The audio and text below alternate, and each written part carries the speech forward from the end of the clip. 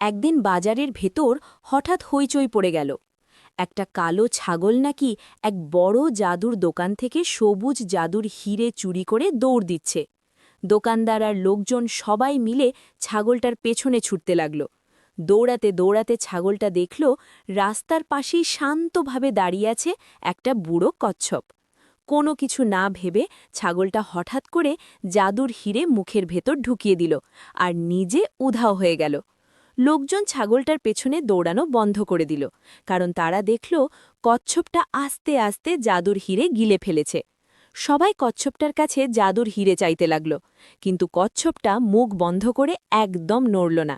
রেগে গিয়ে দোকানদাররা কচ্ছপটাকে নিয়ে গেল পশু হাসপাতালে। অনেক বড় বড় ডাক্তার এলো, একটার পর একটা পরীক্ষা, একটার পর একটা অপারেশন। কিন্তু আশ্চর্য, কচ্ছপের পেটের ভেতর একটাও জাদুর হিরে পাওয়া গেল না। সবাই হতাশ হয়ে ফিরে গেল। অপারেশনের পর কচ্ছপটা দুর্বল হয়ে পড়ল। ঠিক তখন পাশের এক জেলে পাড়ার কিছু মানুষ তাকে দেখে দয়া করল।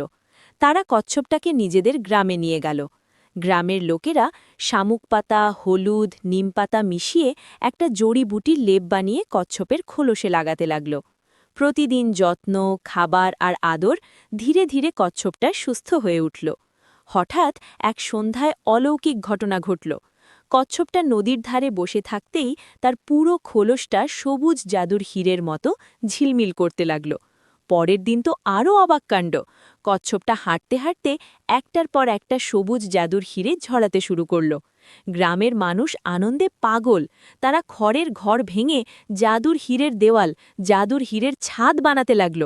কিছুদিনের মধ্যেই সেই জেলে পাড়া পরিচিত হয়ে গেল সবুজ চাদর হীরের নগর নামে। এই খবর শহরে পৌঁছতেই ব্যবসায়ী, নেতা আর ধনী লোকজন গ্রামে হাজির। তারা বলল, কচ্ছপটাকে শহরে নিয়ে যাব, ওখানে নিরাপদ থাকবে। কিন্তু গ্রামের মানুষ বলল, না, কচ্ছপ আমাদের পরিবার। শহরে শুরু হলো বিক্ষোভ, গ্রামেও শুরু হলো পাল্টা বিক্ষোভ।